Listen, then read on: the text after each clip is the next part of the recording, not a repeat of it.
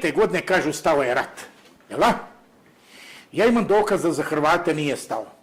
Da su oni odmah 45. nastavili da grade nezavisnu državu Hrvatsku. Pa su pokušali 71. Bio je neki mas pokret i šta ja znam. Poranili su. 91. Tuđman napravio njima državu. Možemo mi da pričamo šta hoćemo. Mi možda pričamo šta hoćemo.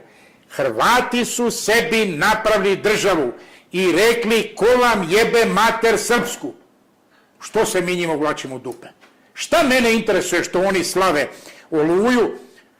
Oni moraju slaviti. Oni su pobednici. Nije tačno da u ratu nema pobednika. Nije tačno. Gospodo, Hrvati su nas isterali. Slovenci su nas, lovačko društvo nas je iz Slovenije isteralo 91. godine. Hrvati nas najurili istu 3 pičke materne 91. Onda 90.